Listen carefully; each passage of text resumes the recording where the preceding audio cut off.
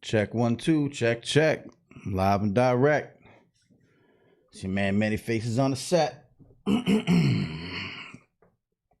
Sitting firm and erect. Not erect, but you know what I mean.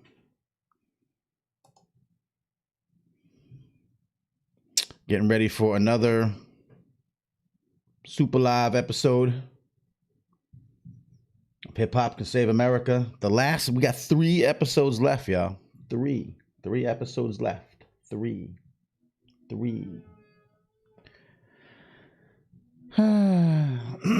So that's just this month. I mean, we did it for a month, so maybe we'll do it longer. We'll see what happens. Maybe we'll come back. I'm gonna take a little break after this. But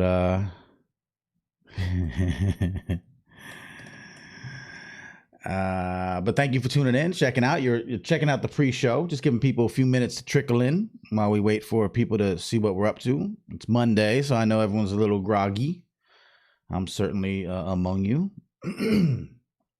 As we get ready for a new episode, a really cool guest lined up, waiting for him to appear in the green room. I got a little back scene, thing happening with the Zoom chat and the different angles and all kind of things happening. So we do await our guests and make sure they're settled and sound good, look good before we bring them to you. This whole thing has been a really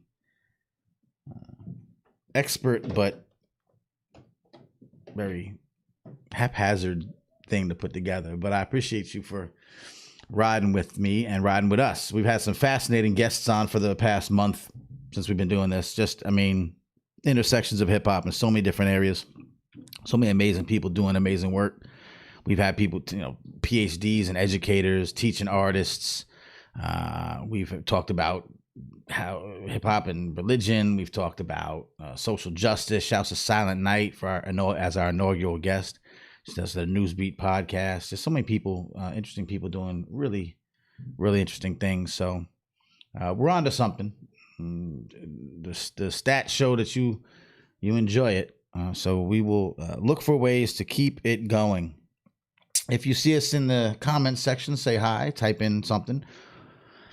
It's always good to know that I sound good, look aight, and that you guys are getting us loud and clear. Settle in, get your lunch. It's a good lunchtime thing. I try to do it midday, East Coast, and kind of late morning, West Coast, depending on where you are. Good time of the day to take a break and listen to some inspirational talk about hip hop. So let's see how that works out.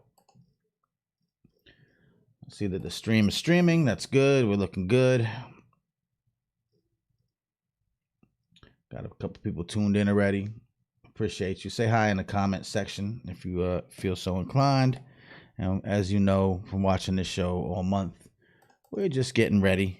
Just some last minute stuff, but we like doing a little pre-show here. Let people know what we're up to behind the scenes. As you may know, this is also available as a podcast. So if you don't catch the video lives, you can come back and check out the podcast. All right. So we just, like I say, what we do here is that we just kind of get the screens right, sounds right. I got a little consolidated box that shows me all the comments from different areas, wherever you be watching on Facebook or YouTube. So if you give some comments, we can see them. And I will share them, let people know what you say. Questions are welcome. Today's guest will be here soon. And we'll be talking about, it's education minded because this is the hip hop studies at Virginia Tech, but they do so much stuff sort of outside of the school with so many different programs. It's really amazing stuff. And I can't wait to get into that talk. So I look forward to us starting tonight. That's it. I hope y'all are doing well under the circumstances. Been doing this for the whole month.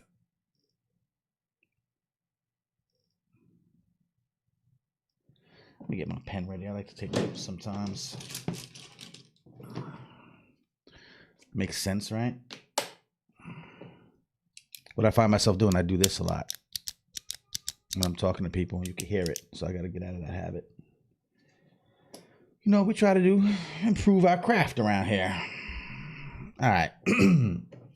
I will assume that our guest is going to arrive. We ask that they show up a little bit early so that I kind of see them and know that they're here before I really start. It makes me feel better. But I also don't want to keep people waiting too long with this pre-show thing. I'm like, what's going on? Where's the real show? I need the real show. Shouts to Cindy holding it down. Appreciate you. And shouts to y'all for tuning in. You can share this. You can take a second to share this. If you're tuned in right now, you're waiting the show to start. We're almost there. Feel free to share this. Just let people know that we're watching. If you're watching this because, you know, you like us. So do that. It's always nice. And then we'll get going. I will take a chance. And again, comments, questions, all welcome in the comment section of wherever you happen to be watching. Feel free to give your 2 cents.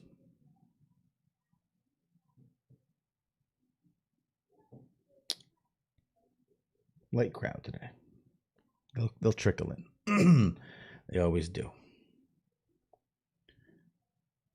All right.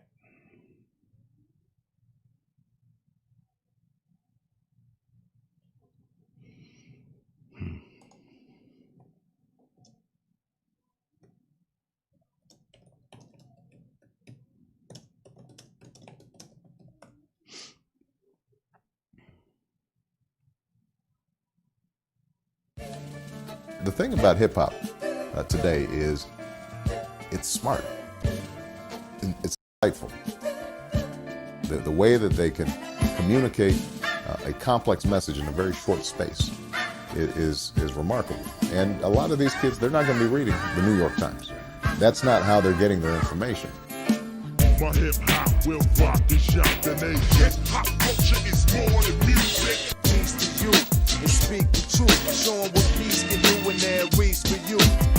My hip hop will rock and shock the nation. Rap is something you do. Hip hop is something you live. So hip hop didn't invent anything, but hip hop reinvented everything.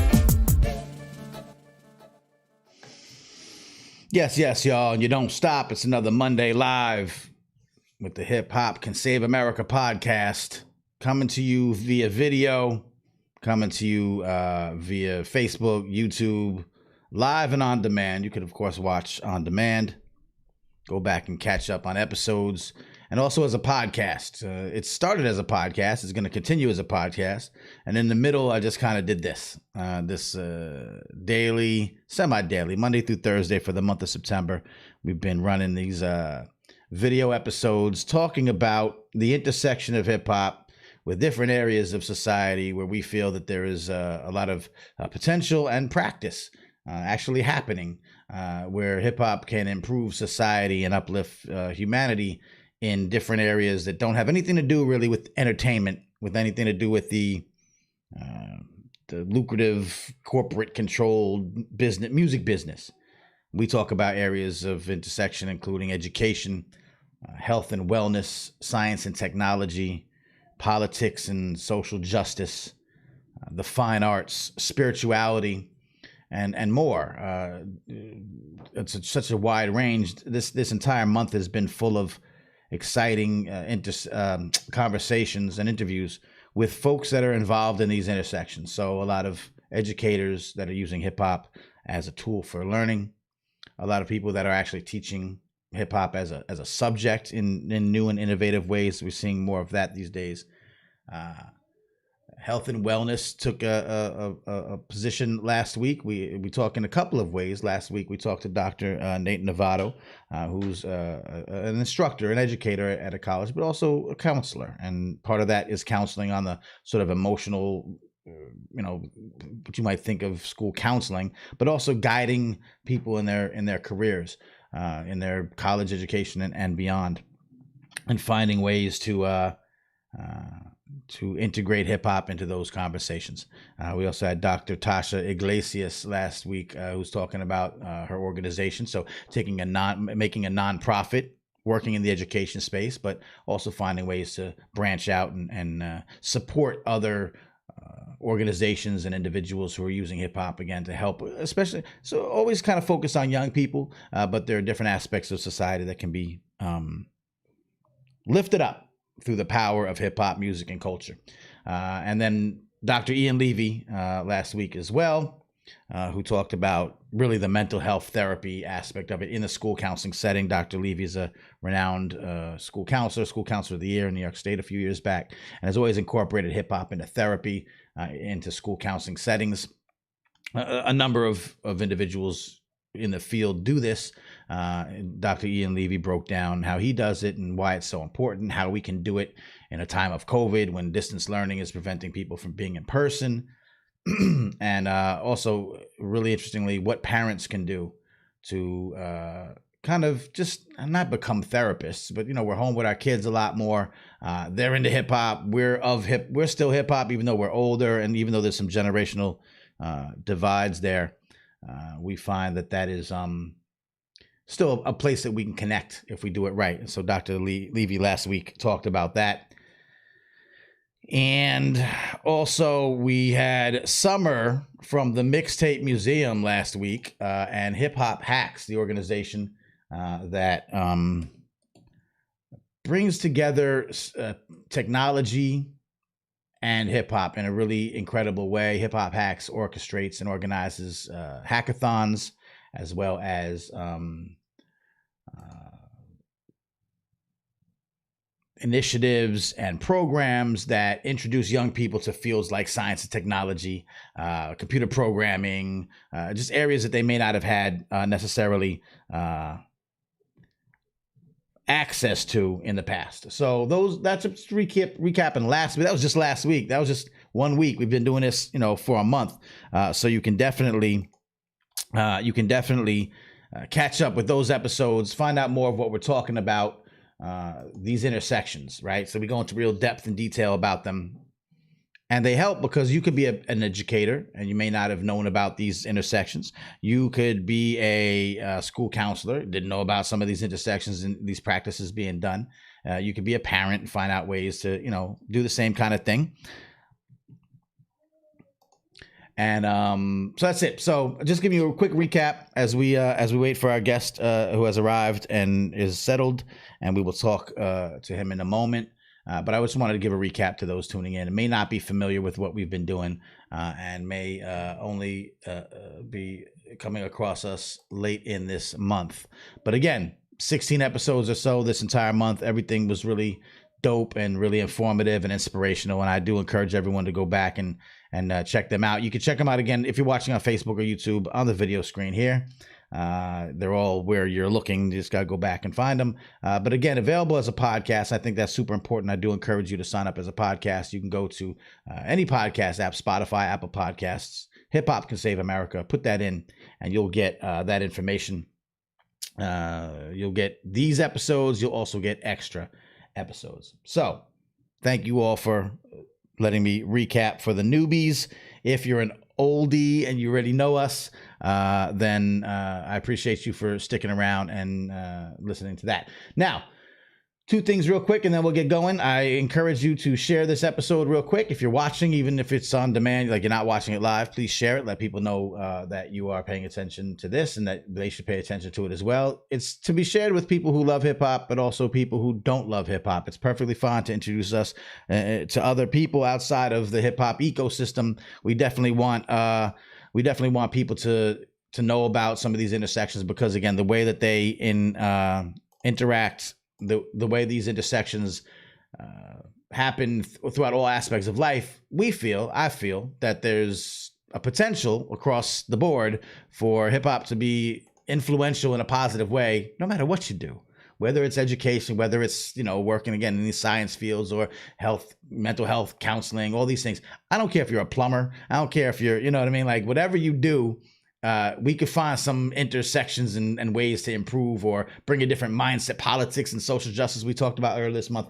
That is very front of mind right now and very important. So with that said, I do think if you're watching and you care about this stuff, please share this and let people know what you're into, what you see happening with what we're talking about. I don't think there's many places or people doing this sort of talk. So it's vital to get it out there. I think it's helpful. I do what I can. And lastly, I always wait to the end to say this, and I'm very bad about it. But if you do want to support this work, there is a Patreon page, patreon.com/Manny Faces. And if you know me for a long time, you know that transparency, all that, whatever you bless us with, goes back into these programs. Earlier last year, we had a sort of a fundraising drive, and I said, I'm going to bring you new stuff. I'm going to keep doing the podcast. And here you go. We had a month live series called Hip Hop Can Save America Live. So that's what we've been doing. Now we're running out. We only got 2 more episodes after this one for this video series. And, God willing, we'll bring it back around. It's a lot of work, and it took a lot out of me. And I will be taking a long hibernation after it's over, but 2 more episodes after this one, so stick around. We're taking it out with a bang. With that all being said, I would like to now, as promised, switch it over to the more important part of the show, because you're tired of hearing me ramble on, and introduce our guest, who I've known sort of online. I met once or twice in real life for a very long time, following his work for a very long time, and literally have been itching with excitement to talk to him in detail. Craig Arthur, how you doing, sir? I'm good. I appreciate the opportunity, Manny. Thank you for having me on, man. Nah, it's a pleasure. Thank you for your time. I know doing it live and making sure you have time, and then setting an appointment weeks ago and coming to is all. No, it's great, man. Yeah, I got you. I mean, everything's strange right now, right? Such as life. But this was cool to have something to look forward to. It's hard to plan that far out in the future right now, right? Yeah. No, I appreciate it. Yeah. Definitely. And I got to just say, I appreciate everyone who's come through this whole month. We haven't had anybody flake on me yet, so that's good. Right anyway, that being said, I don't remember. I was trying to remember earlier where we first met. It was some kind of conference or some kind of place where you were presenting on the work you guys do. But that being said, was it Show Improve? Maybe I was at a Show Improve. Maybe I don't know. Maybe definitely a conference. Yeah, definitely a conference setting. And I remember just at that time, I think it came up to you like, I got a shirt. Look, Pete, it was wherever you gave this out. Right on. Appreciate you repping, man. Yeah, no doubt. Yeah. And I wanted to talk to you then. I want to talk to you since, and I've watched the whole progression. So let's just get it on the record. Elevator pitch is for the people who don't know, who you are, what you do kind of on a day-to-day as it pertains to, hip hop being a part of your professional life. Yeah, definitely, man. So my name's Craig Arthur. I'm the head of community engagement for Virginia Tech University Libraries. So I graduated from Virginia Tech. It's hard to believe it's almost been 15 years, but I graduated in 2006. And when I was a student at Tech, I had the opportunity to take a class with Dr. Kwame Harrison. And Kwame, hip hop scholar, he did his dissertation at Syracuse, I think in the late 90s, early 2000s, on the Bay Area in California's underground hip hop scene, pretty much. Right. So he taught the second ever hip hop studies class at Tech in 2003. I got to take that with him, and I've been DJing since about 97, and that was my first opportunity to see that all this stuff I had to do for a degree, right, to get this piece of paper, to get a job, I could actually, include what I'm passionate about, DJing, hip hop, the culture, all that sort of stuff in my studies, right? So then I did an independent study with him. We looked at, I guess it was about 12 or so years of Billboard magazine, every issue, and just seeing how the music industry, Billboard is for the industry, by the industry, how they responded to hip hop music initially and how that kind of changed over time once it started making a whole bunch of money and realized they didn't have to put a whole bunch in, and we did exactly. So we did a journal article, and that gave me the opportunity. I kind of struggled through college. It gave me the opportunity to go to graduate school for librarianship. It kind of opened a whole bunch of doors for me. And so now I'm at Virginia Tech, back at my alma mater. I've been working there, I guess, 4 years now. We're entering into our 5th academic year. And as soon as I hit the ground at Tech, we decided we're going to start a hip hop studies program.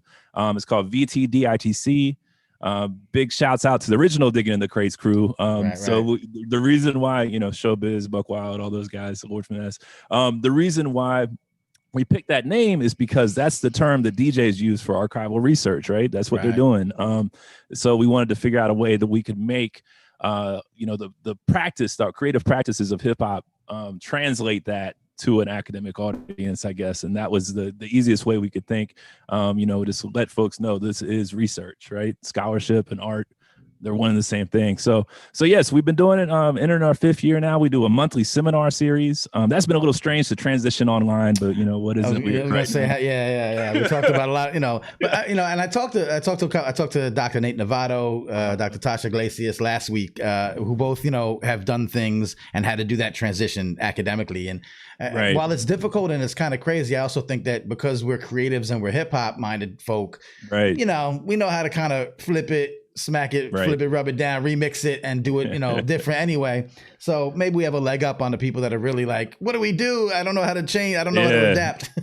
For sure. It's all about making the most of what you got available, right? Yes. So we've been doing the monthly seminar series. Last one we just did, I guess about 2 weeks ago, was about how hip hop has documented police violence, way before social media, way before, and that was a really good discussion. Had some artists and also some academics on the panel. We always try to mix it up as far as that goes.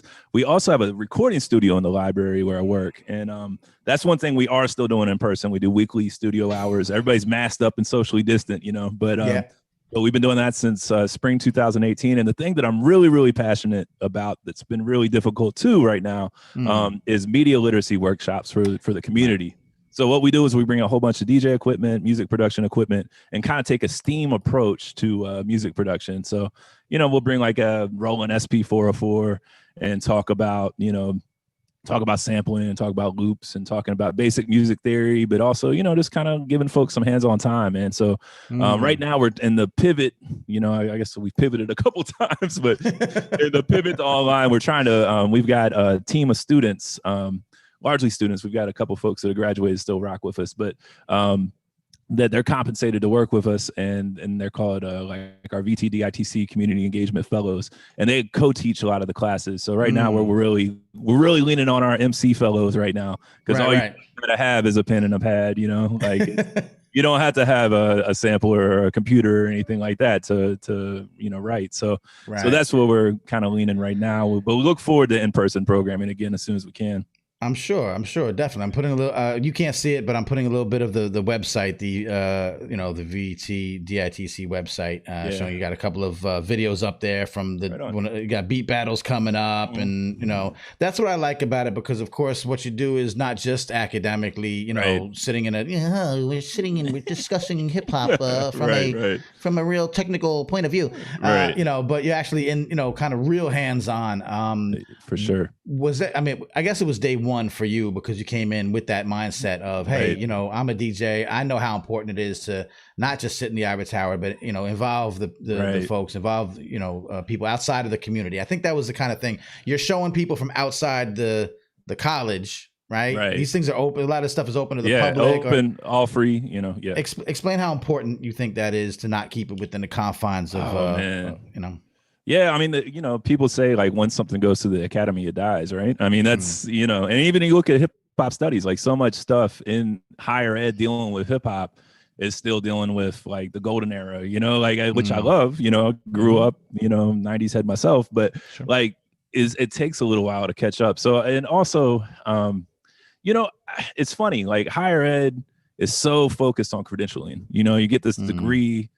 You might not have the lived experience, but you got this degree. Whereas we're trying to figure out like, how can we, kind of blow that system up? And instead, like, if you've been painting for 20 years, as far as I'm concerned, you got a PhD in writing. You know what I'm saying? Like there's a different sort of, the experiential learning, right? Yeah, exactly. Right. Yeah. Learning by doing, man. And that's another thing that I think hip hop culture, like especially when it comes to writing, like you talk about toys, right? Like that's the word for beginners, but everybody had to go through that to get nice, So like it's all about trying to learn by doing as a sense of community, right? So that's one thing we really stress, especially with our studio hours. When we first started doing studio hours, we'd get not all Virginia Tech students, but some students would come in there and be like, all right, so what do they think the rappers rap about? All right, well, I'm going to replicate whatever is in the music that I'm hearing. It might not be my lived experience, but I'm going to rap about being in a trap house or something like that. And I'm like, dude, you're from Woodbridge, Virginia. Like, come on, So like, we're just trying to have a sense of community to keep each other on point and also to keep each other accountable, I think is super important to the program. It's all community based learning for sure. Absolutely. And now when you, again, I think there's two lanes of people who I think pay attention to me in this show.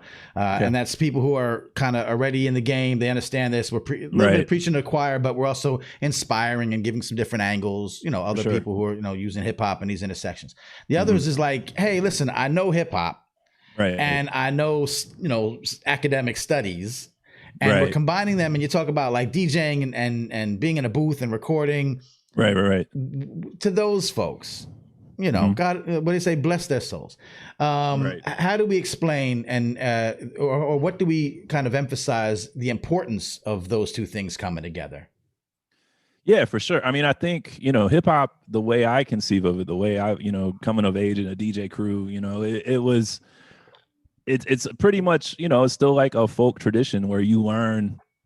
A lot of times you're blessed enough to have a big homie, a mentor above you, like kind of puts you on to what they learned the hard way a lot of times. And it's just, to me, you can't remove the community aspect of hip hop culture from even like, hip hop studies and higher ed and that sort of thing. Like, I really feel like it's important that any sort of hip hop ed focus has a lane for practitioners that maybe don't have the academic credentials or whatever have you. Like out of my DJ crew, I was the only one that, was privileged enough to be able to get a college degree, you know what I mean? But they're just as smart and just as hardworking and everything else, even more so than me. A lot of nicer DJs too, but they didn't have those opportunities. So it's like hip hop, the higher ed sort of ivory tower gatekeeping component. You can't do that when it comes to hip hop. You know what I mean? So that's basically what we're trying to blow up. So for instance, we also have a component of the program where we create murals for the campus, right? And we've partnered with like the Department of English and that sort of thing. And I think it's super, super important to have. I mean, you can't, this is kind of debatable, but can you call it graffiti if it's not illegal? But have aerosol art in these spaces, these very stodgy, staid spaces. Yeah, for sure. And have, so that's kind of what the whole approach is. You can't just sit back and there's a lane for people that are strictly academics to look at like themes and things like that. But I don't feel like you can really have a full understanding of the culture if you're not at least knee deep in it. That's my feeling at least. Give me a couple. Yeah, I agree with you 100%. I love, of course, that you're bringing in other elements, representing other elements. It's not rap studies. It's the hip hop studies program. That's some, and so you're connecting with other departments, like you say, English department for for these things. You've been doing it for how many years again? We're going into our fifth now. Fifth year. Academic year. Yeah. Has it been, now obviously the university itself has been open to this. They had, hip hop, classes and courses there before. You've been introducing new programs. Have they always been this welcoming? Have you had to try to convince them of some things and, or have they just, because it's always great to have institutional support is what I'm getting at. Right. It's tough, man. Cause one of the reasons I got into librarianship is, it's one of the few places you can go in our society where it's free and it's all about sharing, but capitalism still applies to everything else. So even in the library? Even in the library, man. So it's sometimes it is about like, the budgets and crunching the numbers and I think one of the challenges we've had in our particular setting, and this is always like, I'm still trying to figure out the way to articulate it, but sometimes what we do is lumped as a diversity program, right? Which, hip hop, as we all know, was birthed and nurtured by Black and brown working class communities. I'll never deny that, right? That's always 100%. Important. Yeah. But at the same time, like let's pay attention to what these largely students of color are doing in this space, as well as just their identity. They never have like a bluegrass program and call it a diversity program. You know what I mean? Like it's funny how sometimes. So we have a digital literacy program in the university libraries, which is all about like figuring out which tools to use in digital space to share your work and communicate. Damn if that's not hip hop. You know what I mean? Like you can't be a hip hop artist, any element, whatever you practice, whatever your creative practice is, if you're not digitally literate. So that's what we've been trying to do is we try to tie it and know how to work the angles. Right, exactly. Make it legible to the people. Maybe because unfortunately, man, and you know this, you deal with this all the time with your podcast, man. And like people's connotations of hip hop, a lot of times are so divergent from what our experiences are. Right. And we're not responsible for people's connotations, but we always have to figure out answer for them. Right, exactly, man, exactly. Yeah. And it's unfortunate. Maybe we'll get there one day where, you know, people won't just whatever they think of when they think of hip hop. It's largely negative, you know, in these spaces, unfortunately. Still, right. And of course, it's tied to the deeper roots of, like you said, you know, those who are typically associated with hip hop, and that's where the root problems are. And you know, much as we want those problems to go away, you know, right. I mean, one of the biggest challenges I run into sometimes is, you know, librarianship in the United States is like 88% white, and it's also I think like somewhere around 80% female, right? So like one of the challenges that I run into a lot of times with people that aren't familiar with hip hop, they're like, but what about all the misogyny? Right. And I keep trying to tell them, well, you know, a lot of the pop culture you consume is also patriarchal as hell. Like, you know what I mean? Yeah, it's not, and the hyper focus on hip hop. Who else I talked to? I said the same thing. I said, well, country music, like you can't listen to country music. And then someone, I forget who I was talking to, just like 2 weeks ago, said opera. You can't listen to opera. Right. I was like, well, yeah, I never even thought of opera, but yes. Exactly, man. 100%. So like there's larger issues at play, but I think it's a lot easier for people to focus on art created by Black and brown people as being, and it's unfortunate, but all you can keep doing is just keep pushing the positive. And let's talk about the positive, because what you're doing is helping with that, and specific to these issues. Right. I've always been fascinated by how this. I think this is one of the most important fields of study, which is sometimes taught sort of traditionally, and then a lot of times taught kind of non-traditionally, which I think you're doing here, and that's the media literacy. Oh yeah. So I understand teaching media literacy. I'm a journalist. I work in journalism. I work in real journalism. I know how important it is. I've talked about it. I've done talks, and I've seen people kind of get into that. There's the big push nowadays. So I understand that. And again, I understand hip hop and how hip hop can help communicate ideas, you know, differently. How do you do that? How do you blend those two? How do you help with digital media literacy for young people, college age students, which, man, if isn't the most important thing right now? Yeah, for sure. I mean, we really take a production focused approach, right? Like I think to be literate, you got to be able to read as well as write, you know? So, so basically it's about sharing the tools to create, is kind of the approach we take to media literacy. Sometimes we will, like, you know, for instance, that last event we did where we were looking at, say for instance, like, oh man, I'm trying to think. So we looked at, that Corday Target song, right? So we had songs going all the way back from, you know, 91, LL Legal Search, right? To just the other year. And we did look at like, all right, so what are the themes? What are the messages? Let's dive deep into these foundation kind of, you know, basically primary text, right? And we'll tear apart and kind of see but really what I'm really interested in is sharing tools with folks that feel like maybe, you know, I want to create something, but I don't even know where to get started, right? So that's kind of like the media literacy approach we take with the workshops. It's really production, creation focused, and that can go sharing, you know, access to music equipment that it might feel like is a high barrier to entry, right? Like if you don't have a few $100s to put on a sampler, when are you gonna, you know what I mean? And then also like it could be as simple as like just a rhyme writing workshop, like what we're trying to do now, right? You can do those virtually, and you just kind of break down. So that's what we're really, that's the passion that I'm really, as this thing goes on, I'm more and more passionate about. That's the component of the program, because a lot of times those workshops are with like middle school, high school kids too. Yeah. You know, so we go out beyond campus, you know, so we definitely work with college students a lot. But what I think is dope about the program is some of the college students we work with are working, you know, are getting paid to work with us to go out and teach these workshops for, like, say, a local Boys and Girls Club. And they're helping plan the workshop, helping teach the workshop, helping assess it. And I think that's like really cool experiential learning that they might not get otherwise, you know. And a lot of them, I'd say probably 80% of the students we work with are some sort of hip hop arts practitioner, right? Be they B-boy, B-girl.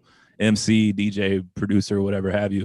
And I think as an artist, that's a super valuable skill set to have as well, Right. to be able to teach, because I think the success of this program, as far as I'm concerned, will not be like whether one of the students involved gets a record deal and is successful making art or not. Like, I hope that happens, but that's also not the metric. The metric is whether the students that are involved 10 years down the line are replicating and trying to share their passion, their art in their communities, wherever that may be.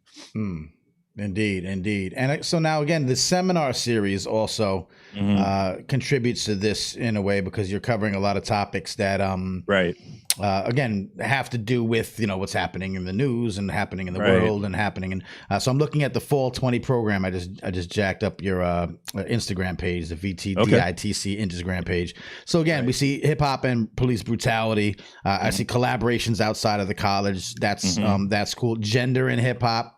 Right. That's something we've done, I think, every year. Yeah. Yeah. And then hip hop entrepreneurship. Give me a couple of, short understanding of kind of these other topics, how you talk about them, how you address them, gender in hip hop, entrepreneurship, and any of the other topics that you think are super valuable to come out the program. For sure. So I guess gender and hip hop we've done every year, and everything we do, we try to have, and this is kind of looking at gender as a binary, and we know it's not, but we try to have gender parity, I guess, as far as folks we're bringing into the program. We try to have as many female identified folks as male identified folks, because that's another thing you a lot of times hear get pushback from, I mean, even in my DJ crew when I was growing up, it was all dudes, Right. But yeah, so what we do is we address some bad women DJs out in the world. Yeah, for sure, Yeah. man, definitely. Shouts out. First one that comes to mind that I can think of right now is Cutting Candy, for sure. But so like we try to basically deal with that straight, head on. And typically what we do is we have I guess our next one will be gender and hip hop. Will be I think our fourth one. So we have Shantae Paradigm Smalls, and they're going to come and talk about queer hip hop historiography. So like, kind of I personally am interested to hear, like, say for instance, like early b-boy culture, how did that intersect with like the ballroom scene that was happening in New York, right? There's probably all sorts of stuff, all sorts of connections that we, like at the time just wasn't accepted, so hearing alternate histories, that sort of thing. And then I guess hip hop entrepreneurship. I mean, that's this next one we've got coming up. We'll have November. We've got Stacey Epps, who is an incredible attorney and musician and artist.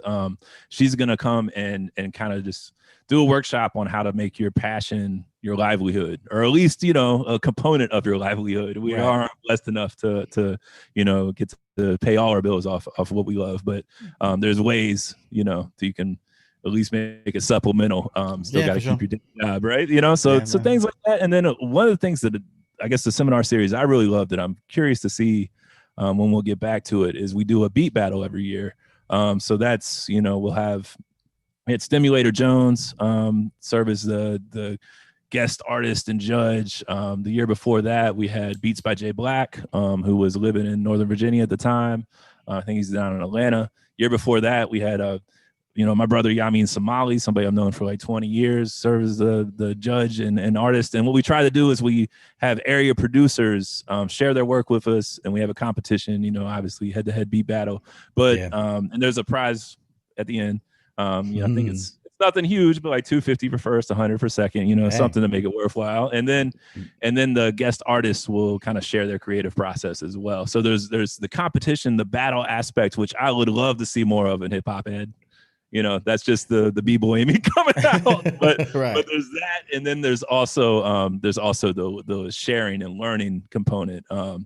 Which is the workshop after the beat battle. So And we touched upon it early on. How has that pivot been, taking what were very intimate, in person, and it's a battle that all the people I've talked to this whole month, for example, who have had like live events, and I DJ myself, so I had a great brunch that I was doing every Sunday. Now I took it online. Right. It's great.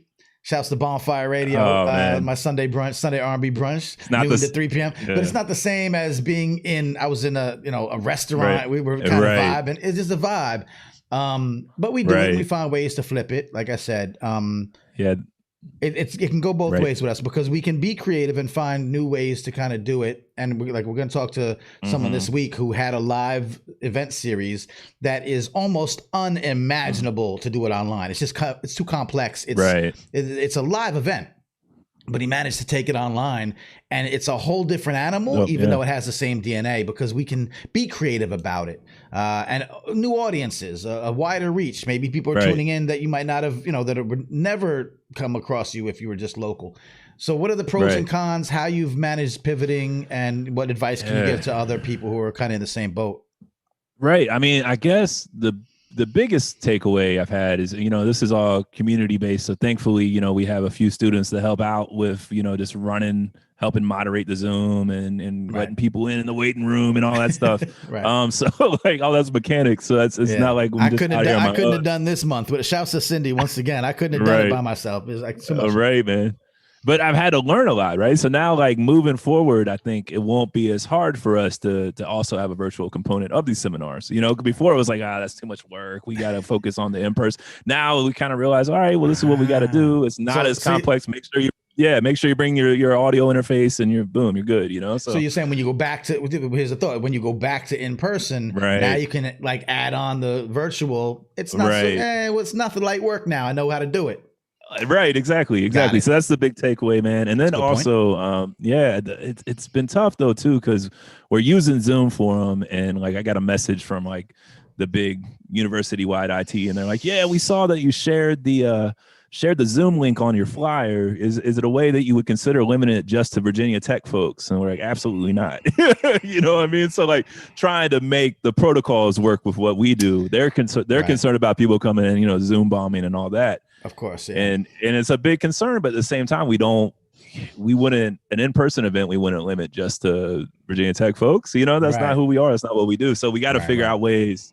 And the best way we found is just to like set up a waiting room, kind of like try to scope out any names. Don't allow people to unmute themselves. I mean, it's unfortunate because it's like before we pass the mic, whoever wanted to speak, in person, but it's a lot easier for some coward, racist to come in there and wreck shop. So we got to kind of lock it down a little bit more. But yeah, man, I think the biggest takeaway is that like it's, we do like a weekly DJ mix on our IG Live when Mark Zuckerberg doesn't shut us down, which is a little dicey, right? But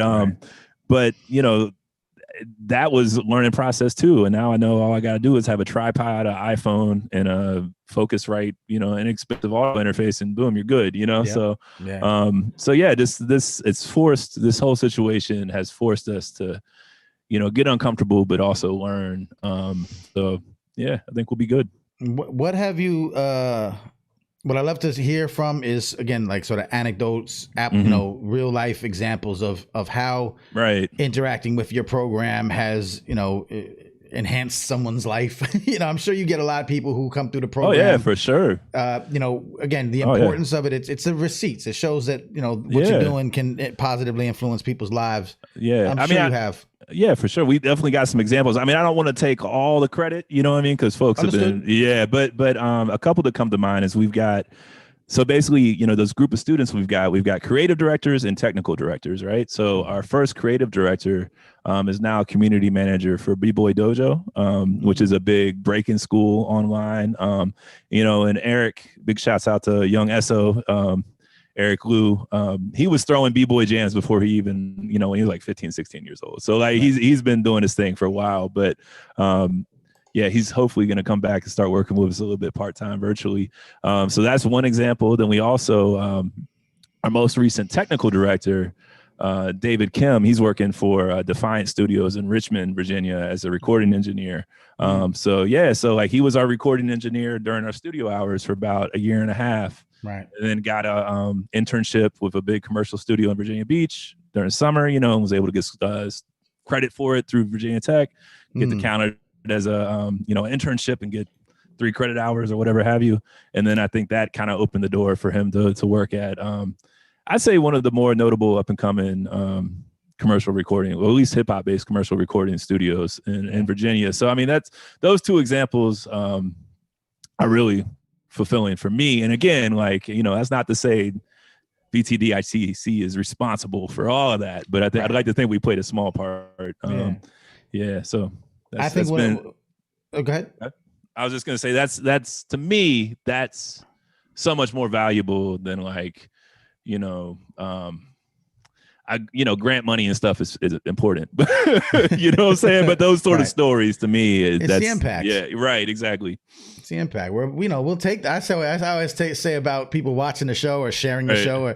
I'll take the numbers. I need the numbers, right? But I want the impact. I'm here for the impact. If I impact, then it's okay. We'll take all the rest. Right. Right. I was just gonna say. Right.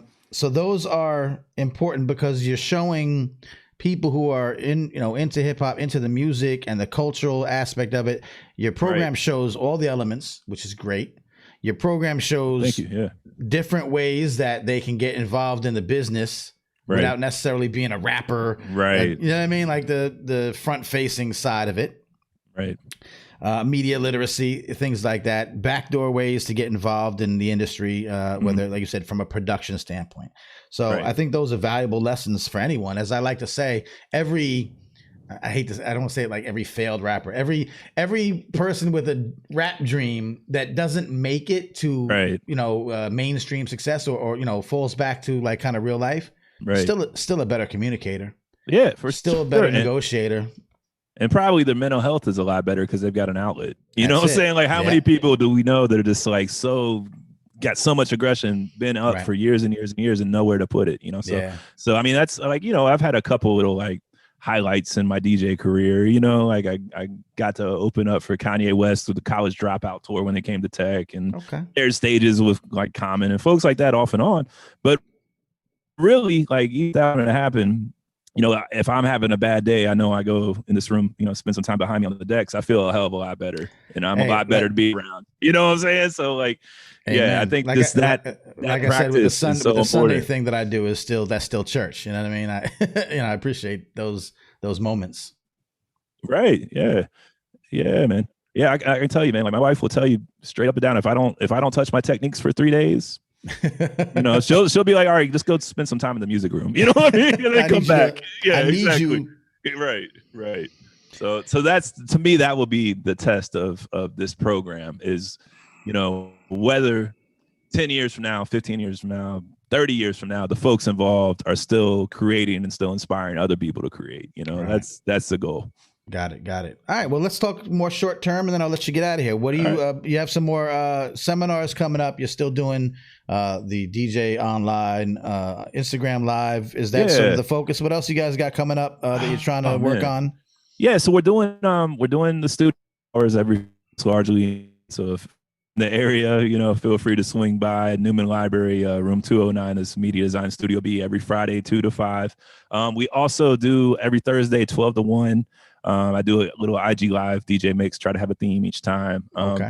And then, that's, it's fun. I said, I still spin online. It's fun. I have a, right. I'd rather get to see a dance floor move, but till then this will suffice. Right. Yep. And then, let's see what else we got. The seminar series. The next one coming up is October 15th. That's going to be 7 to 9 PM with Dr. Shante Paradigm Smalls, and they're going to be talking about queer hip hop historiographies. It's going to be on Zoom. The one thing that I'm not the one, but one of the many things I'm super excited about is we're building a recording studio at a local high school, Radford High School. Okay. Yeah, so that's been interesting, trying to navigate all that, and not just the studio, but also the curriculum to go along with it, right? So, so we got all the equipment now. We just got to do the install, and still got to figure out the a little bit of the curriculum, kind of longer range. But yeah, so that's one project super excited about. Hopefully we'll have some work coming out of there soon. Is that the first time you guys have helped build a studio in another location? Yeah, for sure. So we definitely helped shape the one in the university libraries. But this is the first time we kind of built it from the ground up. And big shouts out to Dr. Freddie Page. He's been right there since day one. He's an engineering professor and also an MC at Virginia Tech. He's been really instrumental in that project, as well as digging in the crates in general, but specifically with the Radford High School project. So we got a little, I think it was just $3,000 internal grant to buy all the equipment, so that's dope. So, it's not going to be nothing super fancy, but it's going to work. We're going to have it dialed in. That's it. That's what you man. need, though. That's dope. Right. It's good to see that you're again expanding you. out into the community and doing all these things in conjunction with other organizations. I know you worked with like a museum out there, and you've done a bunch of good stuff. Where can people follow? I guess I know you're on Instagram at VTDITC. That's probably the best bet, man. I'm also, the Instagram.com/VTDITC. You know, that's the best way to stay in the loop about what's going on. If you want to check me out on Twitter, you know, some of it's digging the crates related. It's nicest librarian. And I have to always explain, like, no, not like a nice person, but like nicest. I'm the nicest librarian. Right. On two terms. We know. See, I feel good not having to explain myself in this space. Thank you, Manny. But nobody need, no one around here doesn't know what you mean when you say you're the nicest. That's right. You're probably pretty nice too. Right. So, my man, Somali. Yeah, I'm all right, man. It depends how often I've been DJing lately. You know what I'm saying? The less I DJ, the least nice I am. But my man, Somali actually gave a DJ drop that says that. So I, way back when. So man. So that's the best way to follow is kind of probably I'd say the Instagram. Instagram and the hashtag. Account. I think everything on Twitter is hashtagged with the VTDITC. Yeah, for sure. That's anything related to this. Craig, is dope, man. I've been waiting to have this talk with you for a long time. Ever since I saw what you do. It looks like you have found that kind of magical place where you can kind of do what you love, on the day to day and really make some impact and influence the people in a positive way. So man. I gotta get you a new shirt too, man. So let me get you one of the fresh shirts, and also I got some slip mats. I don't know if you're still using vinyl or if you're using a controller, but if you want some slip mats, I got you. So I use a controller, but I got you. I'll take. You probably got you probably got a turntable somewhere in the house. The stash. Yeah, so. I got you. Yeah. Look, right I'll take it. I will promote it. I will show it and wear it with love. Man. So thanks again, man. I hope that when all this dust settles, we get to cross paths again in person. Definitely like to come down and peep what you guys are doing in person. And I'm sure we'll link at another conference that we'll forget the name of. So it'll be fine. All right. Yeah. Thank you, Manny. I appreciate the opportunity, man. All right, brother, man. All right. You can stick around in the green room, or you can cut out with your day. And I appreciate your time. All right, brother. For sure. Peace. All right, peace and love. All right, so that's it. You heard from Craig Arthur again. Virginia Tech VTDITC, digging in the crates. Hip hop studies at VT. You'll see from their Instagram, foster community-based experiential learning for and by artists, fans, and scholars. And as you heard from the interview, that's exactly what happens. It is that, I think, really good blend of finding a way to bring hip hop into academic spaces without being too highbrow, too ivory tower. We keep it, we keep it 100 when it comes to bringing in practitioners. We've talked about, that's kind of a running theme with educators that we've spoken to in this show for the past month and really the past couple of years. Because again, this podcast has existed before this month. So that all being said, thank you again to Craig. You can follow the adventures on the Instagram account, and I encourage you all to do so. With virtual, events, it is something to kind of tune into and get inspired by. So now that you don't have to go all the way to Virginia to be involved in this. Shouts to everyone on the check-in. Shouts to Kitty Bradshaw. What's up, superstar? Shouts to who else checked in? I lost the list, but shouts to you if you're checking in. I can see you in the comment section. I appreciate y'all. I think there might have been a video audio a little bit out of sync a little bit. I think the government's trying to shut us down, y'all. They don't like what. No, I'm just playing. But anyway, I hope everything looked and sounded right. It was a great interview. Do remember that if you don't catch these full videos, you could also watch them back online on YouTube, on Facebook, whichever account you might be looking at them under. But we also release these as a podcast, and I do encourage you to sign up as a podcast. Apple Podcasts, Spotify, Google, Stitcher, wherever you get podcasts, because there are actually additional episodes on thank you, Kitty. She says we look and sounded great. Not as good as you, but we're all right. And you have all of these podcasts that we have additional podcast episodes on the feed. So I've got a couple that I owe you. And then we're here for 2 more days. I got 2 more episodes and then we're done. We said I'm gonna do this. I said I'm gonna do this for the whole month. And then I'm going to take a long CBD infused nap, and then we'll reevaluate what happens. Thanks to our sponsors who did help make this possible, the Newsbeat podcast, merging social justice journalism with hip hop. It's award-winning. It's very compelling. It talks about issues that are facing America that don't always get the attention until sometimes it's too late or it's front of mind because something horrible happens to our Black and brown communities. And then they talk about about it? Well, the Newsbeat podcast goes deep into these issues ahead of time. They tell you the historical context. They give you some advice on how to get involved and fix some of these issues. We interview I'm part of that podcast.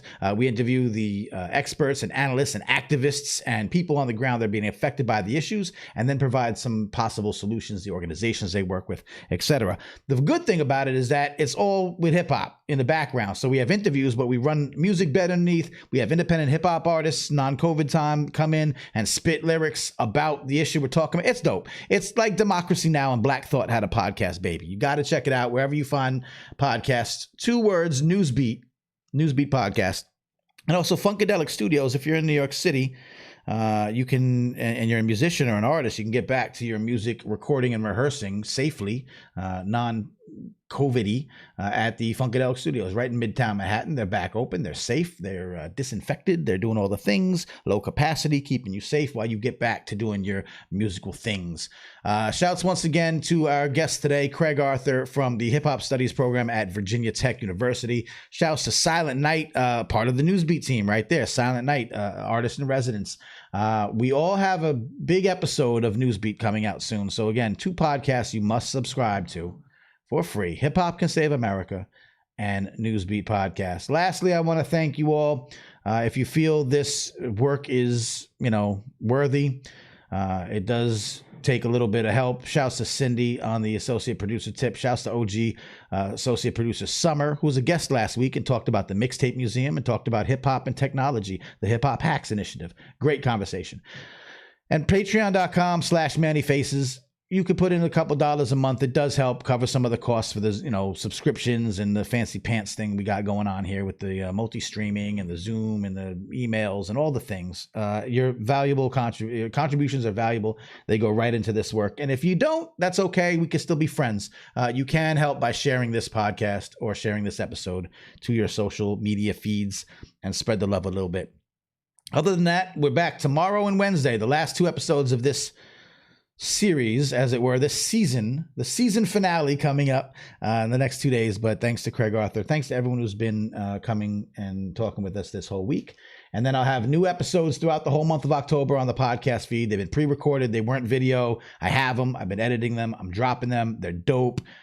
They're super dope. Subscribe as a podcast. If you don't know how to subscribe to podcasts, if you're not really a podcast person, you probably have Spotify.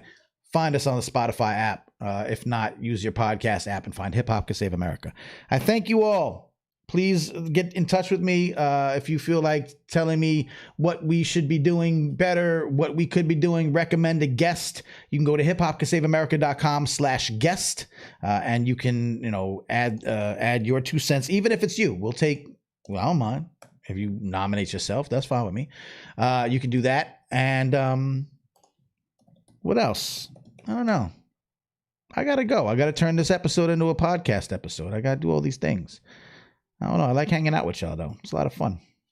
Y'all are good. Shouts to Fly Lady Di sharing this episode. Shouts to Jay Webb, always supporting and showing love.